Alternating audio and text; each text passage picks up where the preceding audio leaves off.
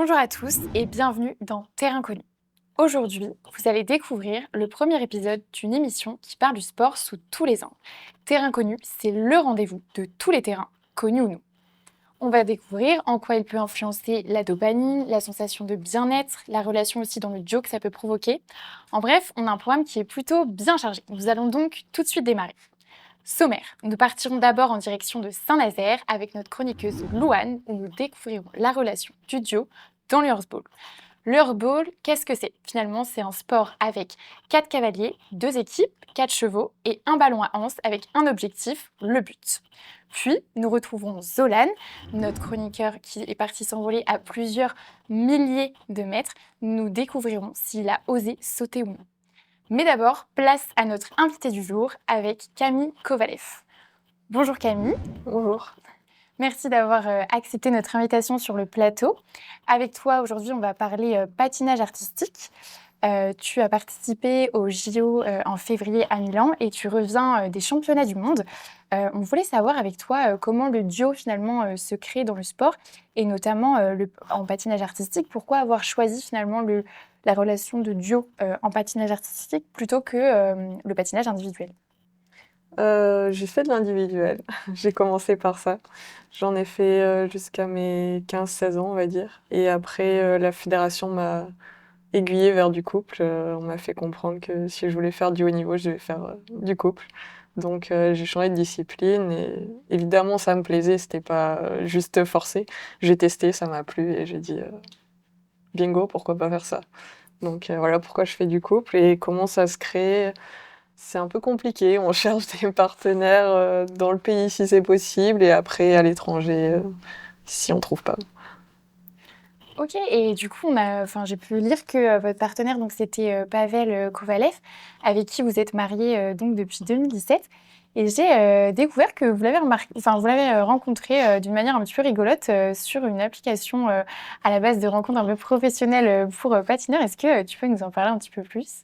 C'est un site internet, un site de rencontre si on peut dire, ça s'appelle Ice Partner Search et vraiment comme un site de rencontre, on s'inscrit, on donne si on a un garçon et une fille, on met une photo, son âge, sa taille, son poids, enfin une description un peu physique. Parce que pour le couple artistique, ça compte évidemment. Si le garçon il est petit, il faut que la fille soit plus petite et plus légère. Et puis après, on dit aussi si on est prêt à bouger, changer de pays, quel pays on veut représenter. Et puis ceux qui cherchent contactent. Enfin, Pavel n'était pas inscrit, mais vu que j'étais inscrit dessus, en tout cas, il m'a contacté pour qu'on fasse un essai et qu'on voit si ça match, quoi. Et apparemment, du coup, ça a plutôt matché. Oui. Et en effet, c'est vrai que la relation de duo, la connexion et la confiance, ça a l'air d'être quelque chose d'assez essentiel finalement dans un sport pareil. Et c'est quelque chose que Louane va pouvoir nous expliquer à travers sa chronique la relation du duo dans le horseball. Exactement, Anna, on va parler de ce sport peu ordinaire. D'ailleurs, est-ce que vous avez déjà entendu parler du horseball? Non, pas du tout. Pas du tout. C'est ce que je pensais. Moi aussi, j'étais comme vous il y a quelques mois. Je me suis donc intéressée et vous allez monter en salle avec moi. Comme on dit, je vais vous expliquer quelques règles. Il s'agit d'un sport qui se joue à 4 sur le terrain. Le but est simple, mettre plus de points que l'équipe adverse en mettant un ballon avec des poignées dans le panier. Les seules contraintes sont de ne pas garder le ballon plus de 10 secondes, se faire au moins 3 passes entre 3 joueurs différents avant de pouvoir tirer et ne pas descendre du cheval pour ramasser le ballon. Est-ce que ça vous parle un peu plus? Bah oui, c'est vrai que les images qu'on vient de voir sont assez impressionnantes. Disons qu'il faut, je pense, une sacrée confiance quand même entre le cavalier et le cheval. C'est exactement ce que j'ai remarqué, justement, c'est bien que tu le dises. Et c'est ce sur quoi ma chronique porte. J'ai parlé de 4 joueurs sur le terrain, mais il y a aussi 4 autres personnes dont on ne parle pas, les chevaux, qui font donc un duo avec leurs cavaliers respectifs. Donc il y a vraiment cette question de confiance, et je m'y suis intéressée, comment elle se construit et en quoi elle est importante sur le terrain. Donc je suis allée à la rencontre d'un duo, ils se nomment Héloïse et Volga, et ils en parleront sûrement mieux que moi. Coucou, moi c'est Héloïse, j'ai 17 ans et lui c'est Volga de son surnom Vovo, il a 10 ans. On fait du horseball ensemble depuis 2 ans maintenant. Le horseball est entré dans sa vie, porté par l'histoire de son père. Au-delà du sport, ce sont d'abord les chevaux qui ont marqué son quotidien. Au début, elle ne se destinait pas à cette discipline, jusqu'au jour où on lui propose d'essayer. À partir de là, le horseball devient bien plus qu'un sport, une passion qu'elle partage avec ses chevaux et sa famille, jusqu'à construire ensemble leur propre association. Le horseball requiert esprit d'équipe, précision et engagement. Mais au-delà de la performance sportive, il repose sur quelque chose de bien plus profond, la confiance entre le cheval et son cavalier. Une relation unique, comme celle que forment Héloïse et Volga. On a une belle complicité. Au début, j'avoue que c'était un peu dur, même de m'y faire à lui, etc. Parce qu'il y a des jours où j'arrivais pas aux entraînements, du coup, je finissais en pleurs, mais ça, c'est comme dans tous les sports. Je pense qu'on se comprend vraiment mutuellement. Et puis, je trouve que quand même, il ressent énormément les émotions. Je pense qu'il faut quand même un lien, parce que c'est important, même pour savoir comment le cheval fonctionne. Je pense que le lien d'âme, il est important.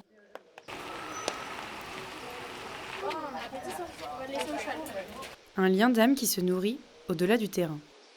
Je sais que des fois, je vais lui donner des friandises avant le match. Même quand je le brosse, forcément, il y a ce moment où je lui fais des petites cratouilles.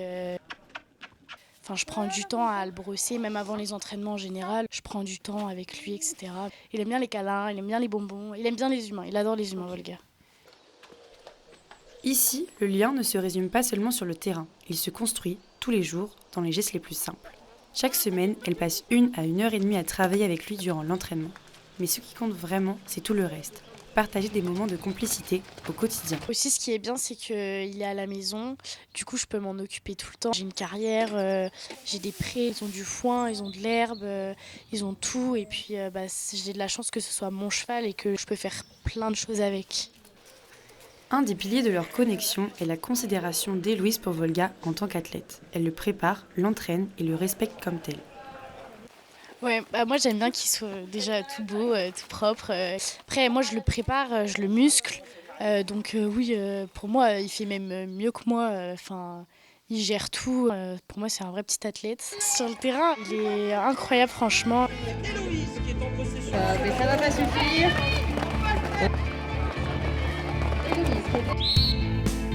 Allez. Au début, j'avais un peu de mal, mais maintenant, je le trouve vraiment formidable. Il m'écoute vraiment super bien. Des fois, il a son caractère, il est un peu plus dur. Il y a des jours où il veut pas travailler, c'est normal. Mais sur le terrain, quand je joue, je passe des matchs incroyables avec lui parce qu'il est formidable. Moi, je l'aime trop, mon petit Bobo. Et voilà, c'est sur ces jolis mots que le reportage se termine.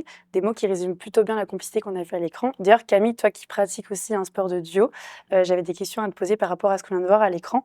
Est-ce que tu te reconnais dans ce que Louise peut dire par rapport à son partenaire de jeu Volga? Est-ce que la complicité et la confiance avec le partenaire, c'est primordial dans un sport comme le tien, en duo? La complicité, je sais pas si c'est primordial. Nous, on l'a, en tout cas.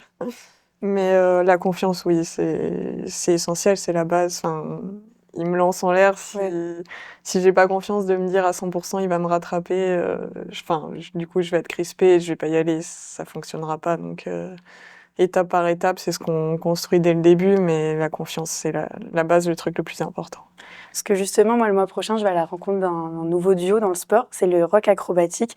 Et je voulais savoir, oui, du coup, comme tu as dit, ça t'autorise à faire des sauts dangereux. Sans la confiance, tu t'autoriserais pas à tenter ce genre de choses? Non, c'est sûr. Ouais. C'est vraiment, si j'ai pas la confiance, j'y vais pas, parce que le risque de blessure aussi, c'est dangereux. Et je me dis, s'il me lance, qu'il me rattrape pas, je casse mon corps, quoi. Donc, non, c'est la base, le premier truc. Et je pense d'ailleurs que quand on perd un peu la confiance, on peut pas aller plus loin, même s'il y a de la complicité ou quoi. Ça s'arrête, quoi. Ok. Merci Camille. Merci Camille. Et c'est vrai que comme on a pu le voir dans certaines vidéos, tu sautes vraiment à plusieurs mètres d'altitude. Enfin, c'est quand même quelque chose de très impressionnant à l'écran. Et d'ailleurs, c'est vrai que c'est une transition toute trouvée puisque nous retrouvons notre chroniqueur Zolan qui est spécialiste dans les sports extrêmes. Tout à fait. Vous le savez, dans les extrêmes, on aime se lancer des défis un peu fous. Et aujourd'hui, on a décidé de viser encore plus haut, 4000 mètres d'altitude plus précisément, pour découvrir le parachutisme. Donc avec l'équipe de Terrain Connu, on est parti à la découverte de ce sport pratiqué par des milliers de Français. Et vous découvrirez d'ailleurs à la fin de ce reportage si j'ai relevé le défi. Mais pour l'instant, direction Laval, où nous allons rencontrer Jean-Pierre, qui est moniteur de saut en tandem, donc en duo, pour une expérience haute en couleurs. Salut Zolan. Tu vas bien? Eh ben super. Je suis très content d'être ici au club de parachutisme de Laval. Est-ce que tu peux nous présenter un peu la structure et ton rôle dans l'organisation? Eh bien, avec plaisir. Donc la structure, donc, comme tu le disais, on est à Parachutisme Laval, centre école de la Mayenne. Donc on est un club et une école de parachutisme où on va enseigner et faire découvrir le parachutisme sous toutes ses formes. Est-ce que tu peux nous expliquer, pour les gens qui connaissent pas du tout le parachutisme, c'est quoi l'étape d'un saut en parachute, l'arrivée, les gestes de sécurité par exemple? Le programme est assez simple en fait. On prend rendez-vous, on commence par 10 minutes, un quart d'heure de formation pour Ok. expliquer comment ça va se passer, pour que tout ne soit pas une découverte pour l'élève, et puis lui montrer quelles sont les positions et les gestes à prendre pour que tout se passe bien. Et puis on embarque dans l'avion, un quart d'heure de vol, on monte jusqu'à 4000 mètres, et puis on part pour 2500 mètres de chute libre, ce qui représente environ 50 secondes de chute avant l'ouverture du parachute. Et ensuite on vient piloter notre parachute jusqu'à l'atterrissage, quelques minutes qui suivent après l'ouverture. Oui, en effet, c'est vrai que comme on vient de le voir dans le reportage, finalement, la sécurité est vraiment majeure dans un sport pareil. Et d'ailleurs, toi, Camille, dans le sport que tu pratiques, est-ce qu'il y a certaines mesures qui sont prises pour veiller à ta sécurité durant tes sauts, par exemple? Je sais pas si on peut dire vraiment de la sécurité, mais on a des accessoires, on va dire, un peu comme un harnais par exemple pour tester des sauts ou des sauts lancés pour avoir une assurance au cas où que ça part mal de pas se blesser. Donc ouais, des fois on utilise un peu du matériel, on va dire.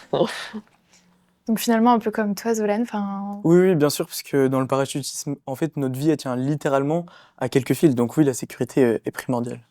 Et justement, du coup, d'avoir vu ces différentes règles, enfin tout ce qu'on t'a expliqué avant de sauter, ça t'a pas fait hésiter à sauter? Alors, vous allez le voir justement dans le site de ce reportage, mais en fait, à ce moment-là, on se laisse guider, et on n'a plus vraiment le choix, et ça arrive plus vite qu'on ne le pense.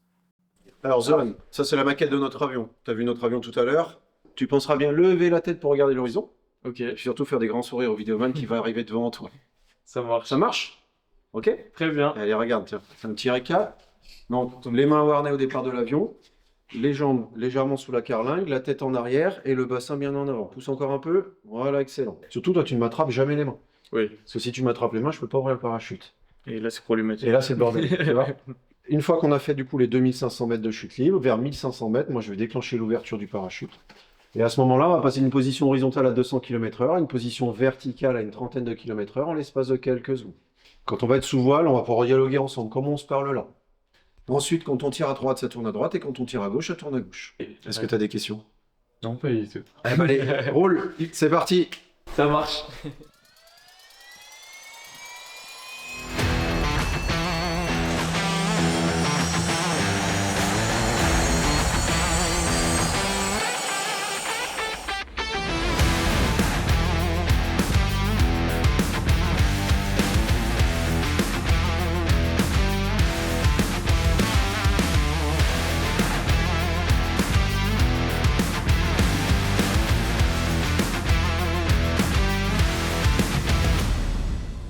Bon Jean-Pierre, du coup là je viens de faire mon premier saut en tandem, c'était Ouais. assez impressionnant et je me demande ce que tu as ressenti la première fois que tu as sauté et qu'est-ce qui fait que tu continues de sauter aussi régulièrement? Ce que j'ai ressenti quand j'ai sauté, du stress forcément un petit peu, mais ce qui est normal, de l'appréhension c'est normal aussi. Et j'ai pas trop réfléchi, j'avais regardé quand j'étais à la porte de l'avion le bout de l'aile, et je me suis dit vas-y c'est maintenant quoi. Et puis entre guillemets c'est un petit peu un piège ce sport, c'est que dès que t'as fait le premier, t'as envie de recommencer quoi. Ok, et ça t'arrive plus d'avoir peur maintenant? De la peur, je dirais non, de l'appréhension toujours, il en faut toujours un petit peu, sinon c'est de l'inconscience on va dire, pour être alerte sur ce qu'on fait et toujours être sur le qui-vive pour la sécurité quoi. Et est-ce que tu sais ce que viennent chercher en général les gens quand ils viennent faire un saut en tandem par exemple? Alors ce que les gens viennent chercher, l'adrénaline, bien souvent, le défi de soi quelquefois aussi, et puis toujours passer un moment sympa. De toute façon quelqu'un qui a éventuellement de la peur ne viendra pas, mais avant tout l'envie, mais il n'y a pas d'âge limite pour le faire, si ce n'est une autorisation médicale nécessaire à partir d'un certain âge, quoi. Et alors, comment on se sent après avoir vécu une telle expérience riche en couleurs pour le coup? Alors c'est assez perturbant parce que justement on ressent énormément de sensations différentes en même temps. Donc quand je suis rentré, je me suis un peu posé, j'ai remis les pieds sur terre et j'ai plutôt pris la question à l'envers en me demandant surtout pourquoi est-ce qu'on aimait autant se jeter dans le vide à des milliers de mètres du sol. Donc j'ai fait quelques recherches pour comprendre ce phénomène. Et en fait, au moment d'un saut en parachute, le corps, contrairement au cerveau, il se pose pas mille questions. Pour lui, c'est clair, il est en train de se passer quelque chose d'énorme. Donc il déclenche tout de suite le mode alerte. Et là, montée de dopamine, la respiration s'accélère, le cœur s'emballe et tous nos sens sont en éveil. Et cette sensation, du coup, que tu ressens vraiment après un saut vraiment assez haut pour le coup, un peu de flottement, enfin de bien-être, je suppose, combien de temps ça peut durer finalement Pour moi, je pense que c'est plutôt une fois qu'on était atterri au sol que la pression était retombée et c'est à ce moment-là que toute l'adrénaline redescend. Donc, et aussi donc que les hormones du plaisir arrivent, donc les endorphines et la dopamine.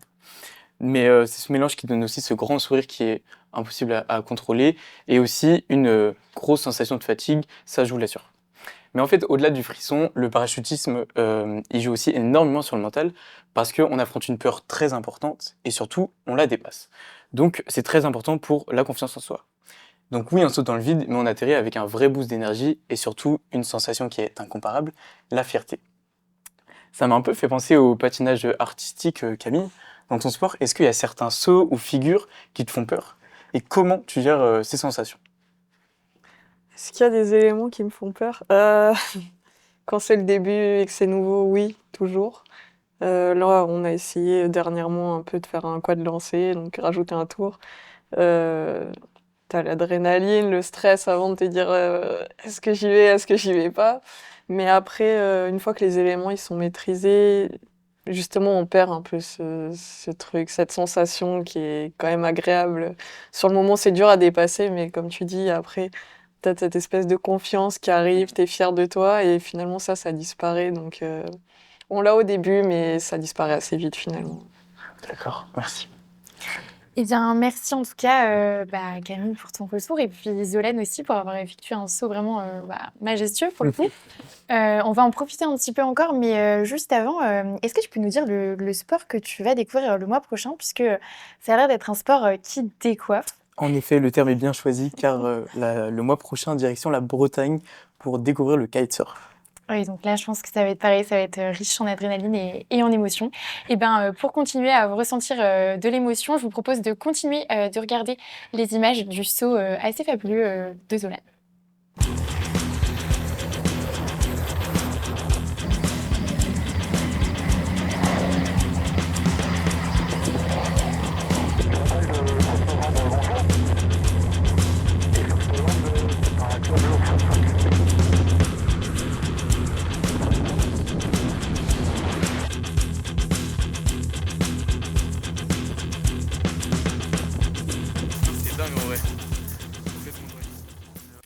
Ça avait l'air vraiment super. Je pense qu'on aurait tous aimé sauter comme lui à sa place. Mais maintenant, on se retrouve en plateau. Donc, on vient d'accueillir Louise, notre chroniqueuse experte en santé.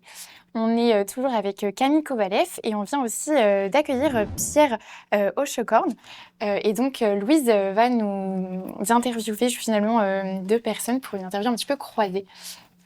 Alors, bonjour à tous. Comme chaque mois, dans notre chronique Portrait d'un sportif, dans laquelle nous rencontrons professionnels et athlètes, nous allons évoquer des sujets sur la santé et le sport. Alors, on l'a vu précédemment, dans chaque discipline, il y a un sportif qui a des objectifs en tête. Quand certains cherchent la forme physique, d'autres souhaitent atteindre des performances toujours plus importantes. Alors aujourd'hui, on va évoquer ces sujets en présence de Camille Kovalev, que vous connaissez un petit peu déjà, et de Pierre, coach sportif. Bonjour Pierre, alors tu es effectivement coach sportif depuis quelques années. Est-ce que tu peux nous parler un peu de ton parcours, ton métier et surtout des sports que tu pratiques et ou encadres? Bonjour, merci pour l'invitation. Oui, donc ça fait quelques années maintenant que je suis dans le sport et plus particulièrement dans le coaching. Je suis passé par différents diplômes, un BPGEPS, après une licence TAPS acquise il y a quelques années. Et là, actuellement, je me professionnalise dans un diplôme de préparation physique pour vraiment avoir une qualification en plus. Les sports, ils sont divers et variés. L'objectif, c'est de pouvoir toucher un petit peu à tout type de sport et de pouvoir proposer les meilleurs accompagnements à ces athlètes. Okay. Voilà. Et puis pour ma part, je pratique le football en compétition et puis dernièrement, un petit peu le trail. Voilà. Ok. Camille, moi, je me suis demandé, donc au début de cette interview, comment tu as choisi le patinage artistique? Il y a un peu de tout. J'ai fait plusieurs sports. J'ai commencé avec de la gymnastique toute petite. Il y avait ça dans le village où j'habitais. J'ai testé un peu de taekwondo. Après, j'ai fait un peu de musique aussi. Et le patinage, c'est arrivé vraiment par hasard. Tempête de neige au ski. Et je me suis retrouvée à la patinoire. Et après, donc, j'ai dit à mes parents, c'est ça que je veux faire. Et heureusement, on avait de la chance. Il y avait un club dans la ville pas loin où j'habitais. Et du coup, j'ai commencé dès qu'on est rentré des vacances. On s'est inscrit dans le club et j'ai commencé rapidement. D'accord, donc ça t'est un peu tombé dessus finalement comme ça. Ouais, c'est un peu ça, ouais. Et ben, en parlant de métier passion, du coup, Pierre, pourquoi tu as choisi ce métier à la base? Est-ce que c'est parce que, du coup, tu étais très sportif, donc tu t'es dit, allez, pourquoi pas? Est-ce que tu as rencontré quelqu'un qui faisait ce métier? Et est-ce que tu peux nous expliquer un petit peu?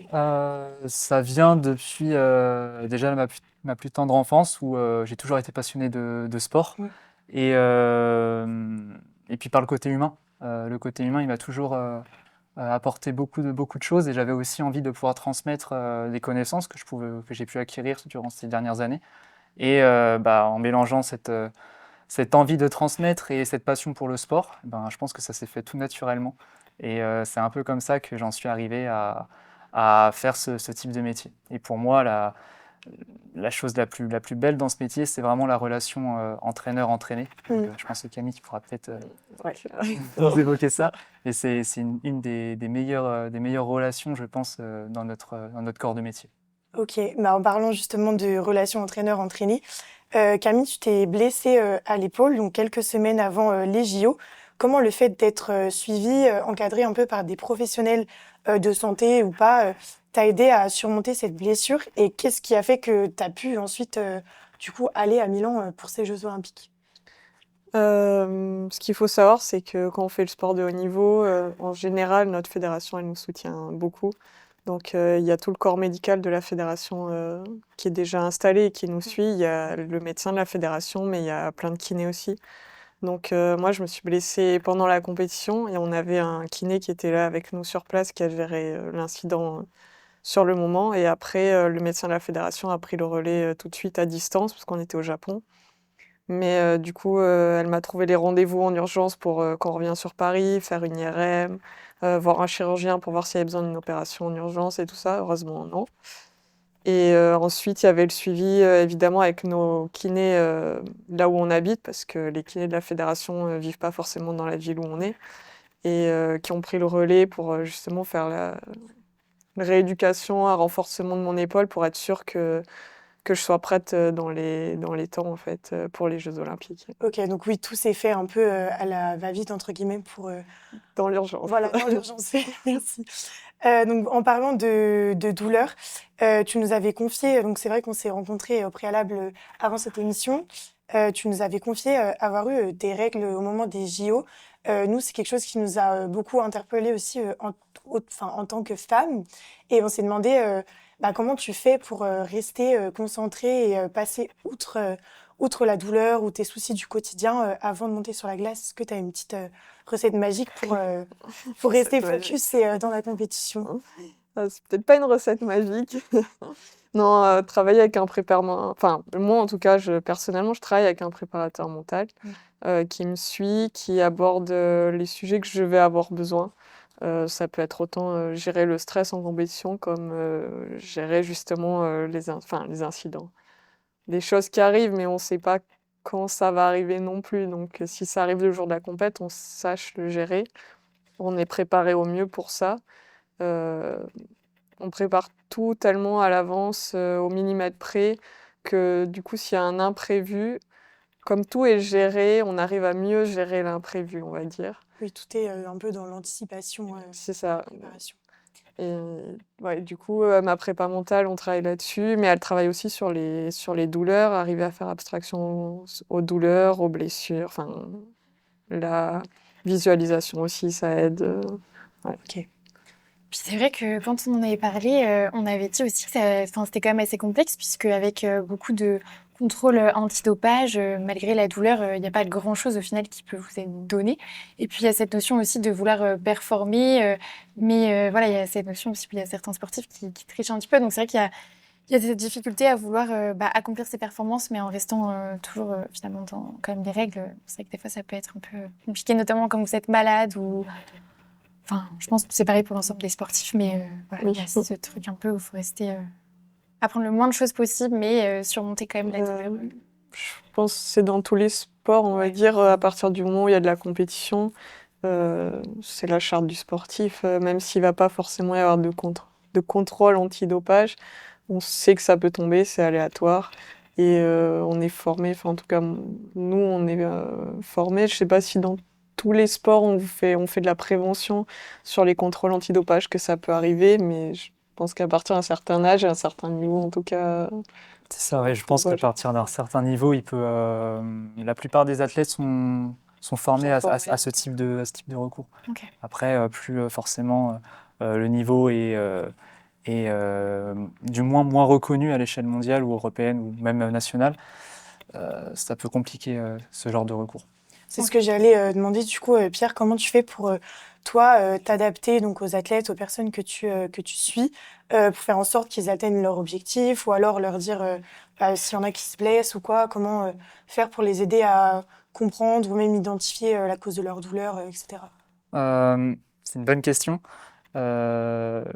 L'objectif dans un premier temps déjà c'est de connaître son athlète. Donc moi personnellement je travaille dans un sport collectif, mais je travaille avec les athlètes de manière purement individuelle. L'objectif c'est d'individualiser au maximum pour pouvoir après, à travers les différentes formes de travail, leur permettre soit de guérir ou soit de s'améliorer de manière la plus optimale possible. Et forcément ces choses-là, elles s'acquièrent par la connaissance de son athlète, que ça soit de sa vie privée, enfin, du début de sa vie privée. On ne va pas rentrer dans les grandes lignes, mais l'objectif, c'est d'avoir quand même une connaissance de son athlète pour pouvoir l'aider de la manière la plus simple et la plus optimale possible dans sa rééducation ou son amélioration de performance. Ok. Et du coup, pour toi, le sport, est-ce que c'est plus quelque chose qui concerne les performances, les trophées, les premières places au podium, ou c'est vraiment, ça doit être avant tout le bien-être physique et psychique du sportif? Je pense que c'est un tout et il y a beaucoup d'athlètes qui procèdent de la manière suivante, la motivation extrinsèque, c'est-à-dire de réussir à travers un objectif de médaille ou de place au championnat à être satisfait. Et d'autres, au contraire, vont être plus satisfaits d'eux-mêmes, donc c'est ce qu'on appelle la motivation intrinsèque, c'est à travers sa performance de se dire qu'on a fait quelque chose d'intéressant et à partir de là, ils seront satisfaits. C'est plutôt propre à chacun au niveau des athlètes, mais c'est intéressant de pouvoir identifier cela à travers les athlètes. Ok, voilà. Je pense, Camille, que tu peux rebondir là-dessus, le fait de toujours trouver l'énergie, la motivation d'aller aux entraînements. Ça doit être parfois compliqué de rester motivé, peu importe les podiums ou les places qu'on fait. Comment toi, tu te sens par rapport à ça? Et est-ce que du coup, tu nous as parlé d'une prépa mentale, à quelle fréquence et en quoi elle t'aide à continuer ta discipline en fait? Alors, il y a beaucoup de questions dans une. Moi, ma motivation personnelle, c'est, comme il a dit, toujours me dépasser, la performance. On cherche évidemment, on aimerait une place, la médaille, c'est le truc le plus beau, mais à partir du moment où on a fait une meilleure performance, qu'on a fait ce qu'on a travaillé à l'entraînement, qu'on s'est dépassé, en général, le résultat suit derrière. Il y a plus de chances d'avoir une médaille du coup derrière. Après, c'est cette motivation de performance qui nous booste, on va dire, au quotidien. Mais le fait aussi que je fasse du couple, c'est une facilité, on va dire, parce que les jours où je vais peut-être avoir un peu moins de motivation, mon partenaire, lui, il va l'avoir et du coup, il me tire vers le haut. Et à l'inverse, quand lui, il va peut-être avoir un peu moins de motivation, il va être un peu fatigué, je vais le booster et essayer de le tirer vers le haut. Donc, le fait d'être en duo aussi, on se motive l'un l'autre, donc on a notre motivation personnelle, mais il y a aussi la motivation ensemble et d'aller toujours plus loin. Et après, je crois que j'ai oublié la fin de la C'était question. ça en fait, comment tu restais motivée? J'avais parlé de prépa mentale. Prépa mentale. J'ai eu un peu un coup de mou, on va dire, cette saison, parce qu'on visait les Jeux Olympiques, mais on avait avant la qualification olympique qui était pour nous un peu comme les Jeux Olympiques, on va dire. Et juste derrière, quand on est rentré, j'ai eu un peu une baisse de morale, motivation. Ouais, c'était dur d'aller à l'entraînement. Les JO, c'était encore loin parce qu'on était en fin septembre, début octobre. Il y avait d'autres compétitions importantes avant, mais même si on les avait en tête, c'était plus autant concret que la motivation qu'on avait pour la qualif olympique. Et du coup, avec ma prépa mentale, on a travaillé là-dessus, arriver à redescendre de la qualif olympique, de voir devant les objectifs, qu'est-ce que c'est, à court terme aussi, de se dire il y a une semaine d'entraînement, c'est pas juste dans un mois la compétition, mais qu'est-ce que c'est l'objectif de demain, l'objectif dans la semaine, pour arriver à se remettre justement dans cette motivation dans l'entraînement. Pour conclure rapidement, parce que le temps presse, en 3 mots, pouvez-vous définir le sport? Moi, je dirais plaisir, combativité et optimisme. J'aurais aussi dit plaisir en numéro 1, ensuite effort et résilience. Des beaux mots de fin finalement pour conclure. Et puis Louise, quel sera l'invité du jour du mois prochain? Alors nous nous retrouvons le mois prochain pour parler nutrition avec un joueur de tennis et un diététicien en plateau. Et voilà, c'est déjà la fin du premier épisode de Terrain Connu. On a découvert finalement des terrains qui ne sont plus trop inconnus pour vous, puisque nos chroniqueurs ont été explorer des terrains un petit peu partout. Si cela vous a plu, vous pourrez nous retrouver le mois prochain pour une autre émission haute en couleurs. Merci à tous et belle journée à vous. Merci. Merci. Merci.